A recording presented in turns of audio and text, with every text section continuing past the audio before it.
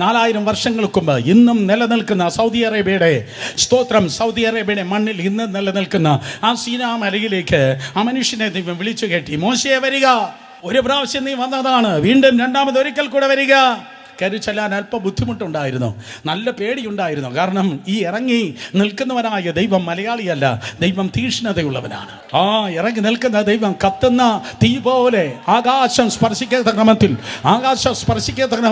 ക്രമത്തിൽ ഇതാ തീ കത്തി നിൽക്കുന്നു. ഭൂമി കുലുക്കമുണ്ട്, ഉയർന്നു വരുന്ന കാഹളനാദമുണ്ട്. സ്തോത്രം. ഇതിൻ്റെ നടുവിൽ കൽപ്പലകയെ ഉടച്ച മോശയാണ് വീണ്ടും കയറി ചെല്ലുന്നത്. മോശ കയറി ചെല്ലുമ്പോൾ കർത്താവ് പറഞ്ഞു, ഞാൻ അകൃത്യവും അതിക്രമവും ക്ഷമിക്കുന്നവൻ. ഞാൻ അകൃത്യവും അതിക്രമവും പാപവും ക്ഷമിക്കുന്നവൻ. 1000 ദയ പാലിക്കുന്നവൻ. അകൃത്യവും അതിക്രമവും പാപവും ക്ഷമിക്കുന്നവൻ. കുറ്റം ഉള്ളവനെ വെറുതെ വിടാതെ.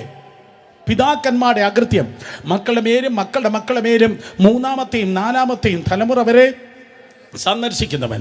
എൻ്റെ 2ാമത്തെ ടേം നോക്ക്, അകൃത്യവും അതിക്രമവും പാപവും ക്ഷമിക്കുന്നവൻ. അകൃത്യവും അതിക്രമവും പാപവും ക്ഷമിക്കുന്നവൻ. അതെ, ദൈവമായ കർത്താവ് പ്രതികാരത്തിൻ്റെ ദൈവമായിരിക്കാം ശത്രുക്കൾക്ക്. പക്ഷെ തൻ്റെ മക്കളെ നോക്കി അവൻ പറയും, കുഞ്ഞേ, ഞാൻ നിൻ്റെ പാപത്തെ ക്ഷമിക്കുന്നവനാണ്.